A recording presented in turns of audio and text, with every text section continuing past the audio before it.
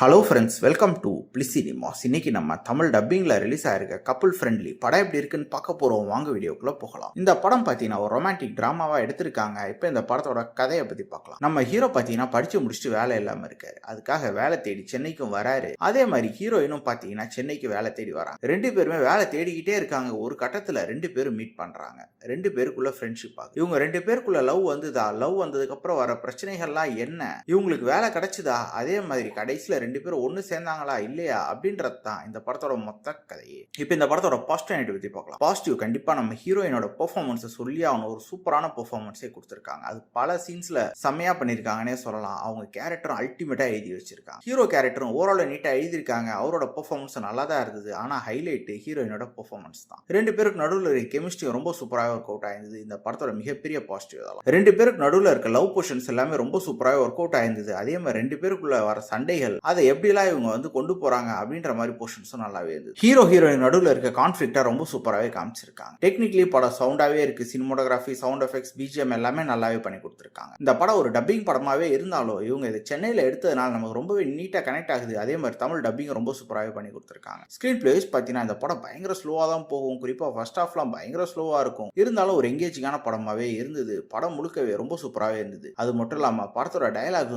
மிகப்பெரிய பாசிட்டிவ்னு சொல்லலாம். கண்டிப்பா இந்த படம் எல்லாருமே ஒன்ஸ் பார்க்க வேண்டிய ஒரு படமா தான் இருக்கு. ட்ரை பண்ணி பாருங்க. இந்த படத்துக்கு ஏ சர்டிஃபிகேட் கொடுத்துருக்காங்க. ஸோ ஃபேமிலியோட பார்க்கறத அவாய்ட் பண்ணிக்கோங்க. இருந்தாலுமே பார்த்தீங்கன்னா படத்துல லிப் கிஸ் மட்டும் தான் இருக்கு. ஸோ பார்க்கணும்னு ஆசைப்படுறவங்க ட்ரை பண்ணி பார்க்கலாம். இந்த படத்துக்கு IMDbல 7 மார்க் கொடுத்துருக்காங்க. நம்மளோட ரேட்டிங் கண்டிப்பா இந்த படத்துக்கு 7.5 கொடுக்கலாம். ஒரு தரமான படம் தான். ட்ரை பண்ணி பாருங்க. இன்னொரு வீடியோல சந்திக்கலாம். தேங்க்யூ.